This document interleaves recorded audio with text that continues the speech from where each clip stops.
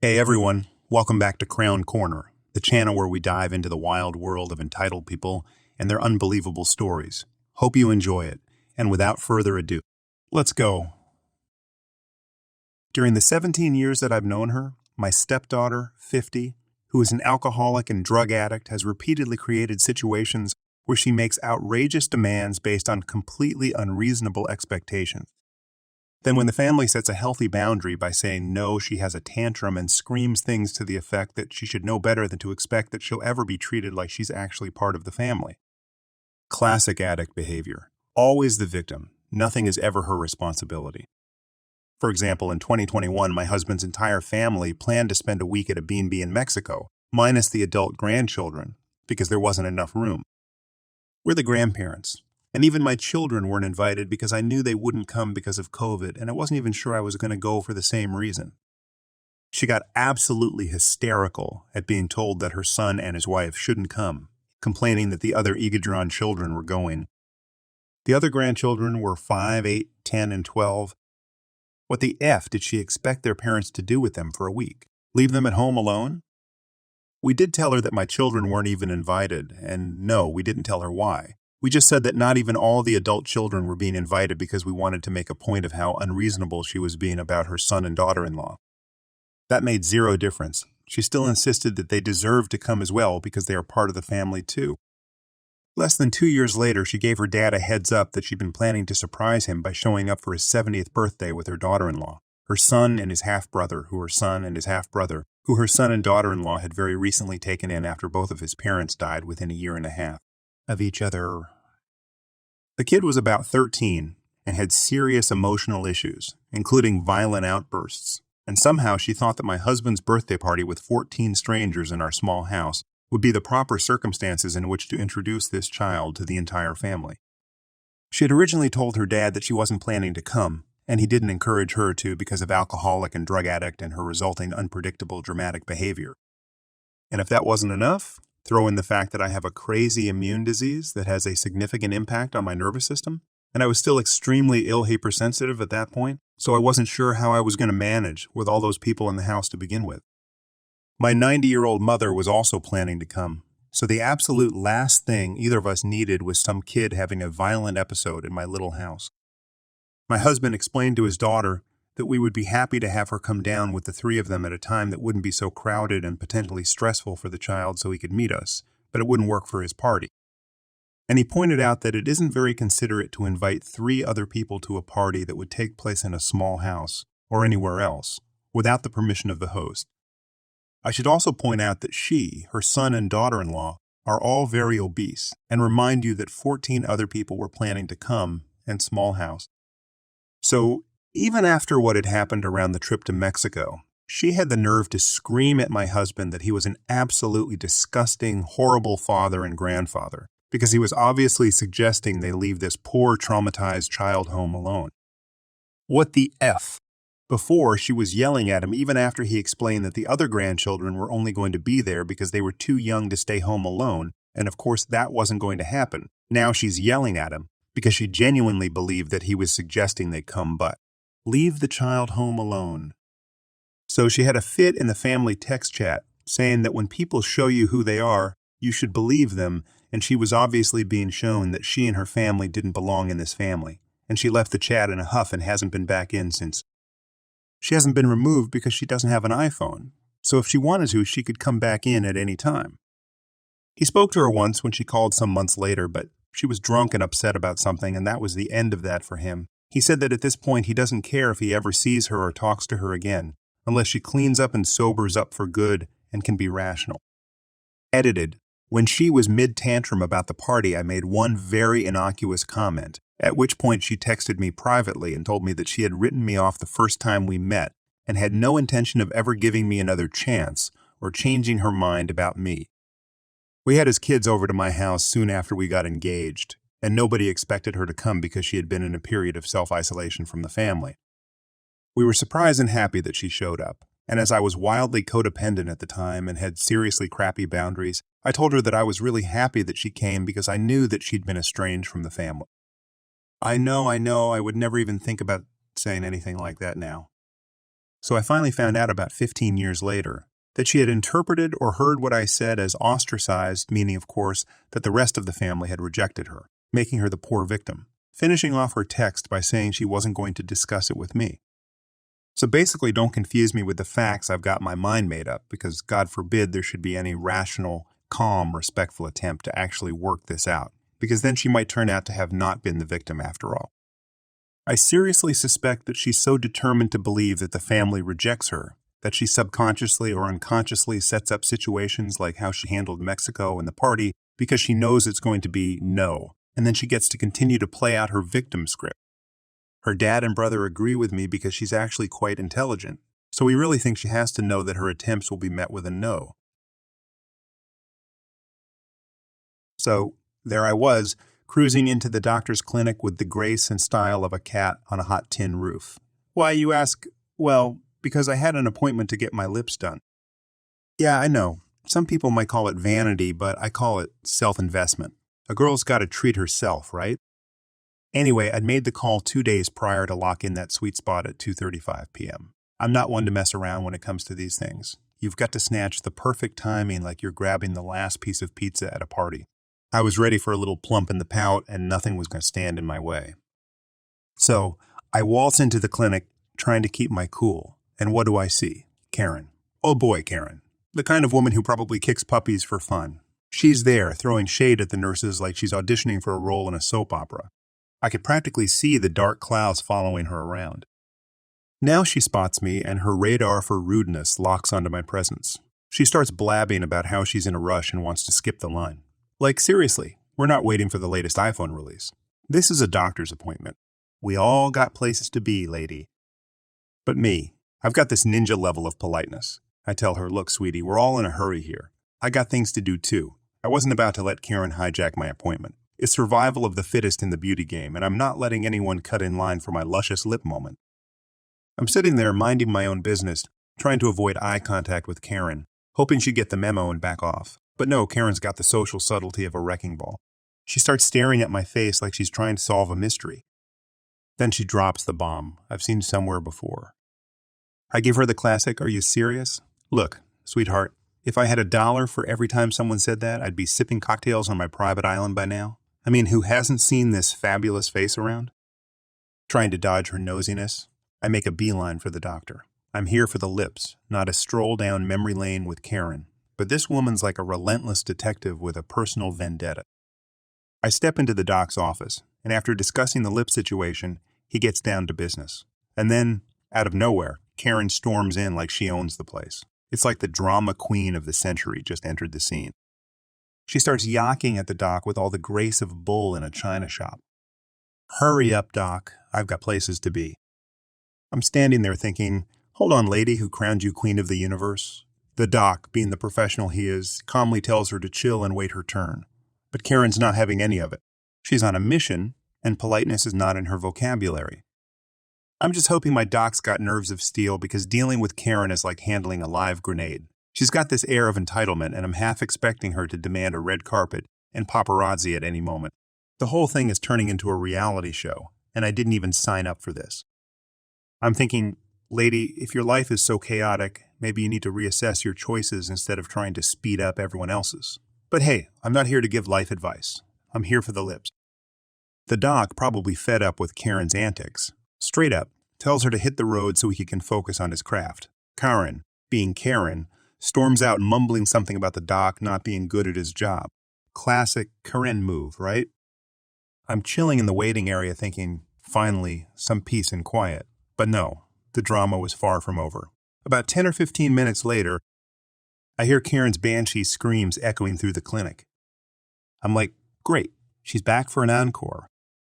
She's now having a full-blown argument with one of the poor nurses. I'm feeling sorry for the staff at this point. They're probably regretting their life choices that led them to work here.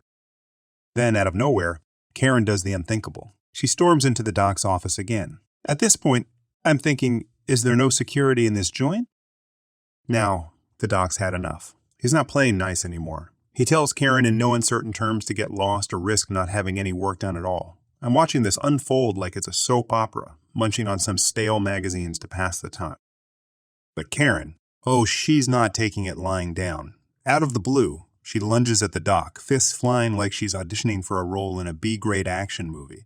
It's like a scene from a bad dream. Surreal and utterly ridiculous. I'm stuck between wanting to intervene and just enjoying the chaos from my spectator seat. The doc, poor guy, is trying to defend himself, but Karen's a force to be reckoned with. She lands a force to be reckoned with. She lands a few hits, and suddenly there's blood streaming down the doc's nose. I'm thinking, is this real life, or did I accidentally stumble into a WWE match? The nurses rush in, trying to pry Karen off the doc, who's now looking like he went 10 rounds with a heavyweight champ. Honestly, at this point, I'm reconsidering my life choices. Did I really sign up for a lip job or a ringside ticket to a brawl? Only in my wildest dreams did I imagine getting caught in a smackdown at a cosmetic clinic. What a day! Chaos in the clinic, the doc looking like he just did a dance with a wrecking ball, and here comes Karen, eyes shooting daggers at me. I kid you not, she points at me like I just stole her lunch money or something. She's all like, "This is your fault." I'm standing there trying not to roll my eyes into another dimension. Like, Karen, sweetheart, my biggest crime here is wanting a slightly plumper pout, not orchestrating a cage match in a cosmetic clinic. But no, Karen is out for blood, literally and metaphorically. She starts accusing me of stealing her nose job. I'm looking at her like she just claimed the moon is made of cheese, lady. I'm here for lips, not your nose. She's out of her mind, though. Karen attempts to launch herself at me, screaming about how I'm ruining everything for her. I'm dodging her like a pro, doing my best to avoid becoming the next victim of her rage. The whole clinic has turned into a war zone, and I'm just trying to survive the crossfire. I try to reason with her like, hey, chill out. I'm not stealing your nose job. I'm not even doing a nose job. But Karen's in a different dimension, fueled by rage and whatever other concoctions are running through her veins. She screams at me that she's going to ruin it for me. Ruin what, exactly? My perfectly good appointment to get some lip love? I'm thinking, lady, you're doing a pretty good job of ruining things for yourself right about now. Meanwhile, the doc is still on the ground, looking like he just had a close encounter with a hurricane. Nurses are buzzing around him like worker bees trying to salvage what's left of the situation. In the midst of this madness, I'm trying not to burst out laughing at the absurdity of it all. Here I am just trying to enhance my lips a bit, and I end up in the middle of a full-blown clinic brawl orchestrated by the one and only Korean. Classic. The clinic's turned into a battleground, and just when I thought things couldn't get any crazier, one of the nurses decides to dial 911. Smart move, I say. The clinic goes into lockdown mode. I'm thinking, well, this is a first. Never had my lip appointment interrupted by a police lockdown. The doc, still looking like he got hit by a truck, is on board with pressing charges. We're not letting Karen off the hook that easily. The cops show up, and I spill the tea on the whole situation. I'm like, officer, I just wanted some plump lips, and I end up in the middle of a wrestling match with Karen here. The doc's nodding in agreement, probably wondering how his day went from routine procedures to a full-on crime scene. I tell the cops, yeah, I want to press charges. The doc chimes in, me too. I've got a nosebleed and a clinic to sanitize. The cops, not amused by Karen's theatrics, slap the cuffs on her. It's like the grand finale of a bizarre show. Karen shrieking about her rights and how she's innocent. I'm standing there contemplating whether to start selling tickets for this spectacle. As they lead Karen away, still flailing like a fish out of water, the cops assure us they'll take care of things. The clinic is left in disarray, and my lip dreams are temporarily on hold. But hey, at least justice is being served, right? So, that's where we're at. Karen's in handcuffs. The doc's recovering from his unexpected bout. I'm left wondering if I accidentally walked into an episode of a reality TV show. Stay tuned, folks. I'll drop an update once the dust settles on this circus. Update. All right, folks, buckle up for the aftermath of the clinic showdown. So, the dust has settled, and here's the lowdown on what happened next. First things first, Karen got hauled off to the slammer. Turns out, assaulting a doctor and causing a ruckus in a clinic isn't exactly a walk in the park. I'm not a lawyer, but I'm pretty sure she's got some explaining to do in court.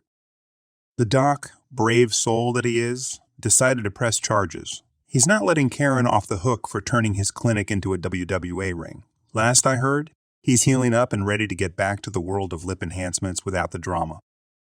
As for me, well, my lip dreams were temporarily put on hold. The clinic needed a bit of cleanup, and I'm not about to get my lips done in a crime scene. Priorities, The police did their thing. Statements were taken, and Karen probably had the pleasure of a not-so-comfortable night in a holding cell. Justice served.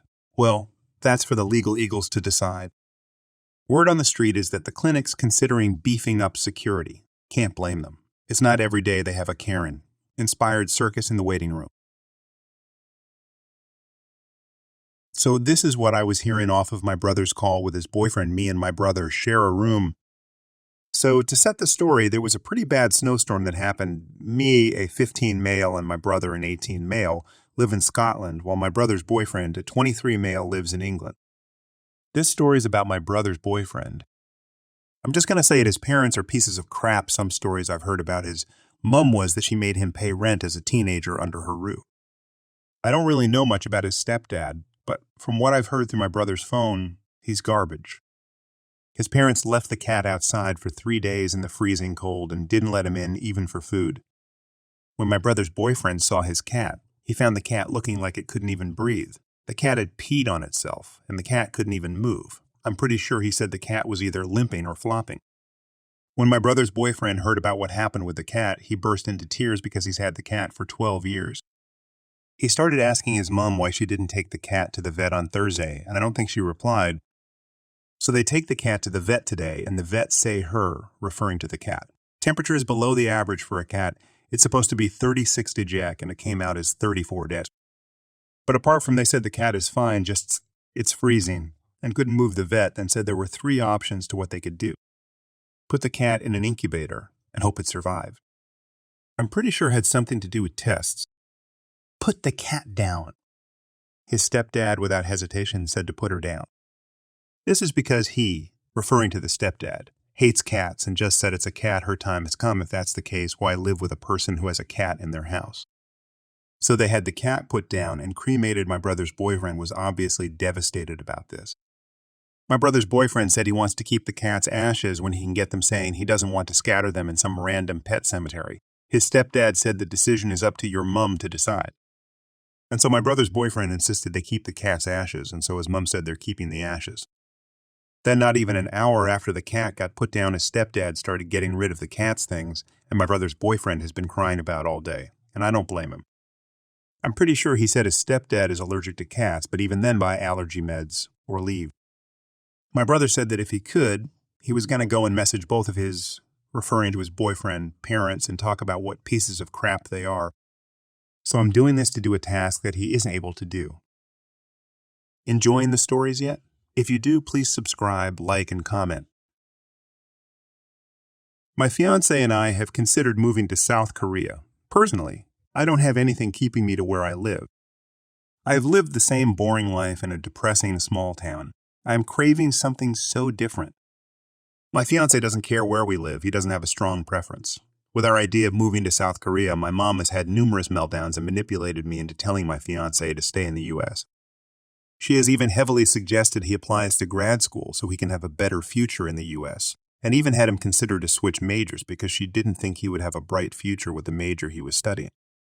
My fiancé also couldn't work due to being on a student visa. He could have worked easily in his home country, and my mom made it such a big deal that he couldn't work at the time. We've even thought about living in South Korea for a little bit of time, like a few months or years. I really want our future child to spend time in South Korea.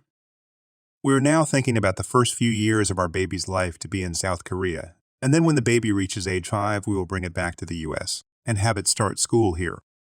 My mom has further made that an issue and told me I can't keep her grandchild away from her. I'm honestly sure she would try to bring me to court all of this and say I'm denying her rights as a grandparent. But for this, I'm not giving up on this dream of ours, and our baby will live sometime in South Korea. Last night, my mom's friend was over for dinner. My mom revealed to us that my brother is thinking buying a house in Italy and might be moving there. I was completely shocked. I said out loud, "Are you kidding me? I can't move to South Korea, but my brother can move to Italy?" My mom's friend chimed in and said, "Well, it's safer in Italy than South Korea due to the North Korea issue." I said to my mom's friend in a sarcastic tone, "Trust me, it's very safe in South Korea. Thanks for your concern." My mom just sat there in happiness while continuing to talk about her excitement of my brother buying a house in Italy and maybe moving there. So I'm Italian-American, and my mom is very proud of her Italian culture. When it comes to South Korea, my mom believes it's unsafe due to North Korea, and she ignores anything I tell her about how safe it is within the country, and that a lot of Koreans don't see North Korea as a threat. My mom is also so scared if I move there that I will never come back to see her, but yet my brother can move to Italy. I'm truly disappointed and sad. I had to give up my life in South Korea because of my mom's manipulation and emotional breakdowns. My fiancé made such a big compromise just for my brother to get praise for buying a house in Italy. Am I wrong for feeling completely blindsided? Well, I guess this is the place to talk about this because people here seem to have grown up in healthy families. Whenever I tell that to my friends, some of them will say that's what moms do, and one of them even tells me I'm a coward because he didn't even have a mom growing up who's passed away when he was born, and I should put up with it. Now, some full backstory. I'm the younger child of my moms who had 4 children. I have an older sister and twin middle sisters. Growing up, I used to be the complicated child. My sister would always get compliments about their grades and behavior at school, whereas I was always struggling with school. Well, my mom thought I was some kind of genius because I learned how to speak and read really fast, speaking at 15 months old and reading at 3. So she consulted with a lot of schools, and eventually one of them accepted me at the age of 5, skipping 2 years of preschool. At the beginning, it was okay, because a 5-year-old and a 7-year-old are not so different in their interests, but when I got to higher levels, it started to get troubling. The content of classes was not of my interest, so this is what went wrong with school. Besides, at age 11, I was diagnosed with ADHD. I had to take medicine to help me go through school properly. The medicine I took was really strong, and it had me emotional most of the day. I was bullied for crying over small things, and having no appetite was an issue, because I hate my body. I hated being a skinny kid. I wanted to be chubby, because I always saw chubby people as more attractive. That's my thing. It got worse. I entered high school at the age of 13, whereas all the other teenagers were 15 or so. So, while I was worried about the next Power Rangers season and rewatching all the seasons of Digimon, they were all thinking about girlfriends, their first alcohol shots, and even drugs. Needless to say, I had no friends at all at high school and a lot of bullies. I joined college at age 16. My mother was really proud because my sisters didn't do it in the first attempt. All of them had to join private universities because they couldn't get to a public one. But that's the problem here. I was 16, had no childhood because I had no friends at all growing up, and there was I in a room full of people who were over 20 years old. My whole class hates me because I was too immature to be there. Well, this was also the year my mom found out I'm gay. She gave me a call, telling me she had the biggest disappointment of her life. I was a curse and that I should have died when I was 2. I choked on a plastic flower for 2 hours or so, before someone could remove it so I could breathe. My relationship with her never got back from that. Ever since, she refused for paying for my medicine, even though I was unemployed and, well, I see a lot of stories here about people who started working really soon. But I live in Brazil, and the law here is that teenagers under 18 can't work, and if they do, the employer might get in trouble. So I had no money, and my ADHD kicked in from there. I managed to get through the first 3 years of college very well. I didn't fail any disciplines, except for one which I failed because attendance. My mom took me to her house in another city at the beginning of the semester and refused to send me back sooner alone, which caused me to lose 3 weeks of class, which was worth 24 absences, when the failing cap was 21. But from the 4th year on, I had problems with my attention to the subjects. I study veterinary medicine, and from the 4th year on, the subjects start getting very specific. For example, we had faux study medical clinic for equestrians and bovines. I hate studying horses and bulls, so it was difficult. I have been failing at least one subject for the past 6 years. Next year, I'll be there for 11 full years without graduating. Thanks, untreated ADHD. You rock. I've seen all of my friends graduate, yet here I am still a year away from my graduation, if I pass all the subjects. My failures didn't bother me at all in the beginning. I was young and started way too soon. It was okay if I had to wait a few more years to graduate. My best friend also finished, and she helps me a lot with doubts from difficult subjects. The problem is my mom hates when I fail, and every time she heard I failed, she would go on a rant for hours, calling me useless, lazy, and retarded. She loves telling me how incompetent I am, that if I listened to her advice, I would be a God's man and a successful person. It's one of her favorite. She also likes to call me stupid and tell me that me being gay is the problem, because I don't hide my sexuality. She proceeds to yell about how she sacrificed her youth to raise 4 children alone. She divorced my father when I was 3, and how she's tired of working to keep my luxury. Now here, keep in mind that Mom earns $7,000 a month and spends like $200 with me when I need something like new clothes or food that she offers herself to buy for me. I do have a small job now and pay for most of my stuff, and we share the bills. I pay internet and water. She pays light. We don't have gas bills in Brazil. She's constantly reforming our house, changing things. She recently bought a new car even though we already have 2 and spends around $500 with her hair every 2 weeks. Yet, she insists I spend all of her money. Besides, she didn't live with me until this year's May. That's when she got a job in my city and came to live with me. It didn't go well. The humiliating speeches have been on since 2013, when I joined college, and it continues to this day. So, after the pandemic, I haven't been feeling well. I was worried that I was getting depressed and wanted to see a psychologist or psychiatrist, but my mom just said I should pray to God to set free of it and refused to believe me that it was that serious.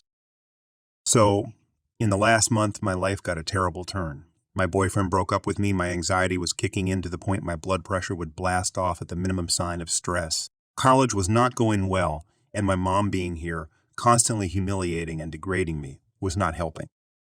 So at the end of semester, I fail another subject. I know my mom's here, and she won't let it pass. I can't help but have a panic attack and start crying. I cry so hard I start coughing, and I cough so hard I vomit.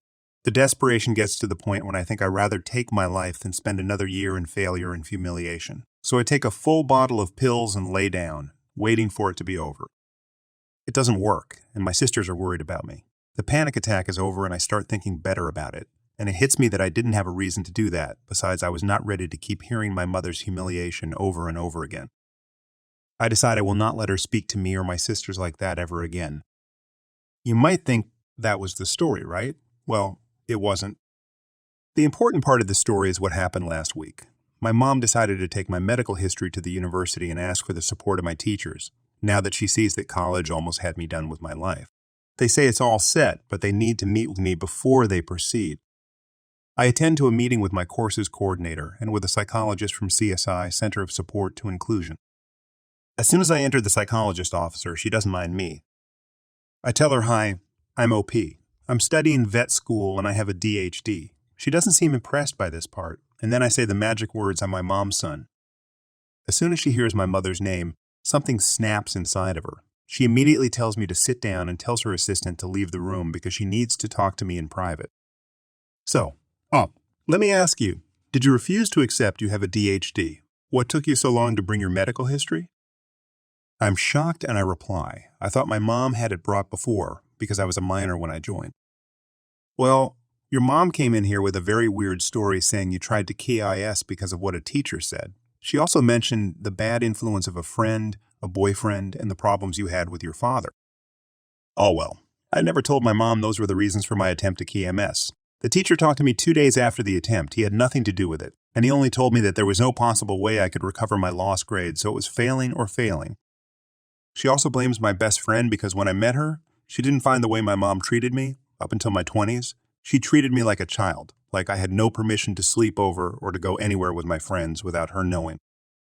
My friend told me I should cut the umbilical cord, and she was right. When my mom stopped treating me like that, I felt way better. My ex-boyfriend was not a problem at all. We broke up on good terms, although I still miss him to this day, but it was not reason enough for me to try to KMS. I haven't spoken to my father for 4 years now. We had a complicated relationship because my father left me really soon in my life, as I said, the age of 3, and he never tried to be close to me or my sister.